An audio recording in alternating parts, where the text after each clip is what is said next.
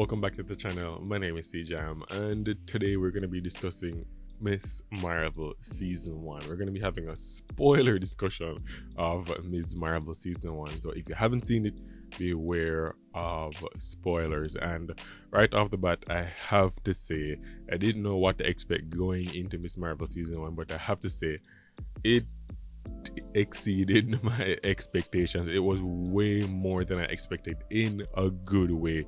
Episode one was so beautiful. The animations mixed with live actions, while she would be walking on the street and you'd see the little animations while she was riding her bike, and like when she was in thought and they would play with a little animated scenario to express her thoughts to us, to show us that she's thinking out loud. The colors, just the whole how the community in New Jersey was brought to life. Everything just felt alive and real, even though it's a fictional story, but it just felt real. And I must commend the directors for that. The guys who directed it, who directed episode 1 and episode 6, the finale, are the same pair of guys that directed Bad Boys for Life. That's Bad Boys 3 with Will Smith and Martin Lawrence.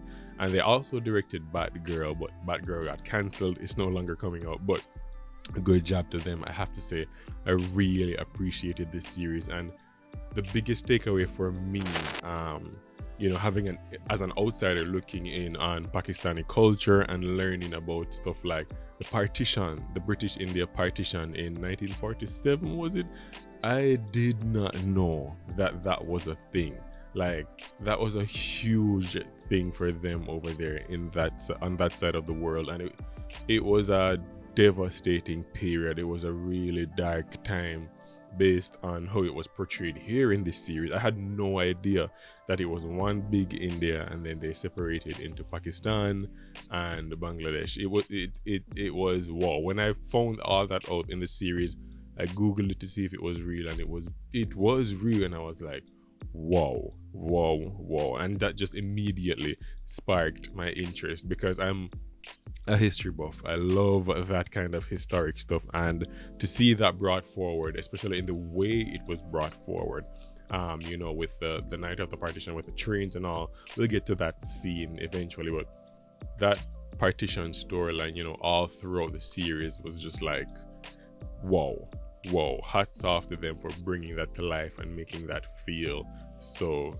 real. And I have to say, the Khan family, Kamala Khan's family, they're so loving and caring, from her mother to her father, they're all just, they look like a real family. They feel like a real family. And even when they had the wedding, her brother was getting married, and it was just one big happy celebration. And it was just so nice. I felt like I was a part of that family. Well, a part of the family looking in from outside, but I really believe that they were all a family. So that was really good. I really enjoyed that. And the wedding, the Pakistani wedding, it was just so elaborate. It reminded me of a wedding that we did. As you know, I'm a photographer. I did an Indian wedding recently, and it just reminded me of all of that, the culture, how they pride family, and just the fun of it all. It was just really good to see on screen. And then now let's talk about some characters. And the first character I want to talk about, well, obviously Kamala is the most important person, but her great grandmother Aisha, like, I am so upset that she's not alive. Like, the way they killed her off, like on the night of partition, she got stabbed. I was like, are you serious? Because all this time they've been hyping up her grandmother with the 2 bangles. Why did you have to kill her off? She could have been in present day like all the other Jinns. And so I was just really bummed out that they killed her off. But hey, Kamala got to meet her grandmother, with the loop and the time traveling and all of that. And we'll get to that eventually. But let me just move on to Sana and Muniba, Kamala's grandmother and mother.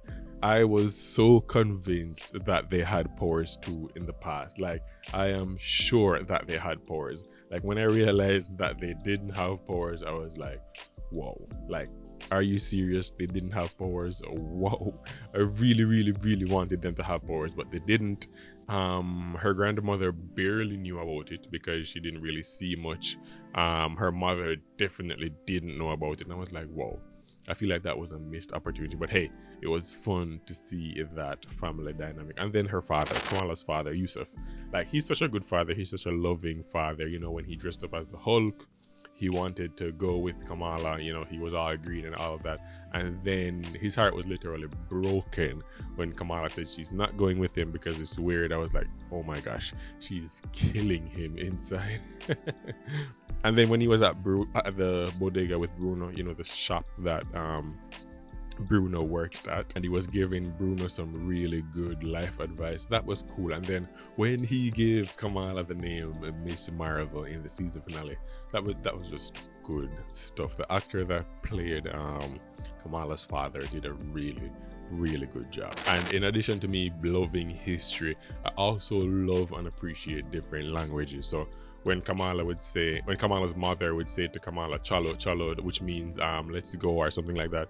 And then when Kamala's mom and dad kept calling her beta, and I was like, I'm wondering if that means something like little one or child or daughter or something like that.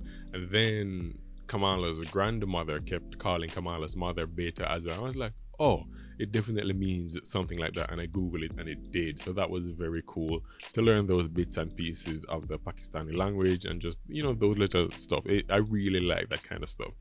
And then Kamala, Iman Vellani, who played Kamala Khan / Miss Marvel. She is us. We are her. She is a fan of the MCU, just like, oh, we're all fans. And to me, as a fan, that was the most satisfying thing. Like, she was a huge fangirl of Captain Marvel. She loves the Avengers and all the heroes. You know, she went to Avenger Con. Like, seeing her excited about this stuff made me excited because, I mean, we're here talking about the series, right? So we're all excited about this kind of stuff. And I really appreciate how Marvel really brought that to life. I mean, it's that way in the comics as well. She's a fan of almost everybody. So I really appreciated seeing it here in live action as well. And then Kamala has this love triangle. I don't know how she's going to deal with this going forward. But the love triangle with Cameron and Bruno, I was like, clearly Bruno has feelings for you and he always has. All of a sudden Cameron comes in the picture and like you're swept away off your feet. And I was like, all right, cool. I guess it's the British accent. But that was just a little bit weird to me. But hey, they're teenagers, right? And then Kamala's powers. The only thing I did not like about the powers, well, firstly, what I loved how they displayed it, how it looked on screen, you know, all glittery and glassy, and it like how it solidified and she could like run and jump on it. That was so cool. The only thing I didn't like was the fact that she had no training, and then she got the powers, and then immediately she was a hero. And I was like, but she has no training, especially when she was saving that one dude, that one guy who was like falling. I don't know. First of all, how did that guy end up there on that clock in that tower? Like, come on. When I saw that, everybody was on the ground and he was all the way up there, and I thought to myself, this kid is going to fall. And lo and behold, he fell. So I was like, Kamala has no training. How is she doing all this stuff?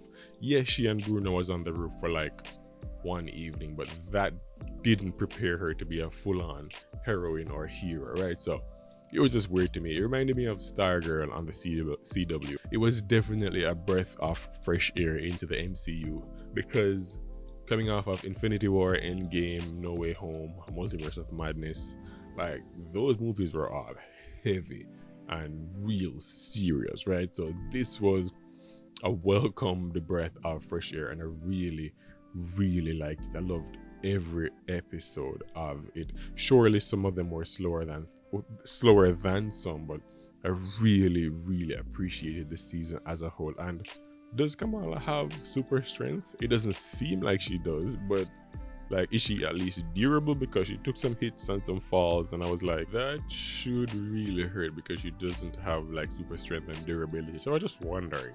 It doesn't seem like she has it, but if she's just a normal person with these powers, she should really be more careful. Like, she should really be more careful. That's why I didn't understand how she's like jumping, running across the sky on her little step things that she manifests. But hey, I still liked it, right? And then the time traveling, like she time traveled. However you want to look at it, she time traveled to the partition. Like when I saw that, I was at the end of that episode, I was like, she's at the partition. This has to be the partition. And then when the camera just like reveals that we're actually at the partition, you saw the trains, you saw all the people clamoring to get onto the trains at the last minute, you know, because her grandmother was on the last train and all that. I was just like, whoa, we are back in 1947, and it felt like 1947. I was watching some behind the scenes stuff, and they built all of that, the train station, the way station, however you want to classify it, they built all of that. So that looked so real, and all those people who were there like acting to really make it seem like the pandemonium of 1947 on that partition night, it came across so real, and I really believed it, and I was like, whoa, we're back here, whoa. But on the note of the partition and her time traveling, so Kamala's great grandmother Aisha would have never her grandmother Sana would have never gotten onto that train if Kamala didn't help her. That is so weird, and that should have serious ramifications, because hey, she's interfering with things in the past. But it's just so weird, because if Kamala wasn't born, that means her grandmother would have never gotten onto that train. Like, it's just so weird, and I need answers. Marvel, we need answers about that partition time traveling scene, because it just blew my mind, and I guess it succeeded because it was so cool that Kamala was the one to do it. And then when she realized, she was like, it was me, and then I was like, yes, it was you, and that was so cool. I really appreciated that. And then the Jinn, Kamran's mom, and them killing Aisha, as I mentioned earlier. Like, Aisha didn't have to die, like, come on, right?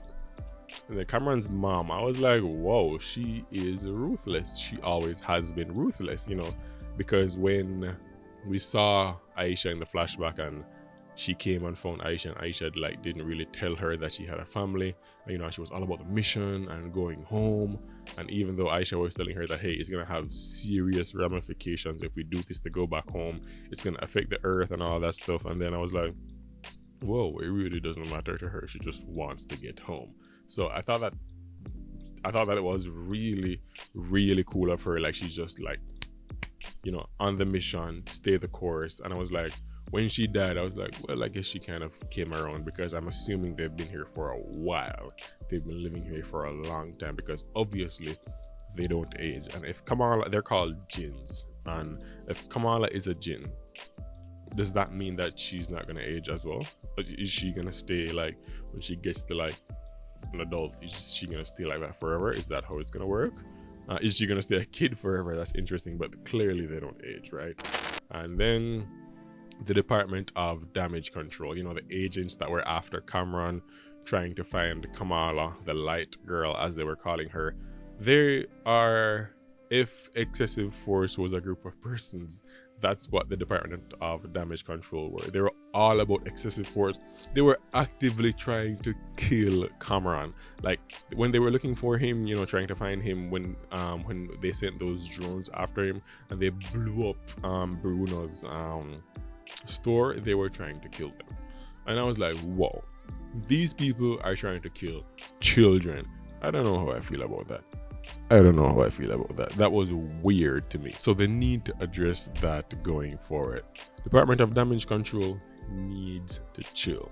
They need to chill. So I don't know what they were up to, but then Kamala's friends, Zoe, the popular one with thousands of followers, I think it was so cool they used her in the end. They finally gave her something to do when they made her start that live stream, you know, streaming the DODC agents coming after them, you know, trying to literally kill them. So that was a cool use of her popularity. And then Nakia, when she was running for the mosque election, I thought that was so cool. And then when they were at like the celebration, was it the celebration for the wedding or pre-wedding event or something, and she blackmailed Kamala's father Yusuf, saying that, hey, I'm a woman trying to run for this position, Are you really gonna take that away from me, Uncle Yusuf? And then the look on his face, because he had to vote for his best friend. His best friend asked him to vote for him, right?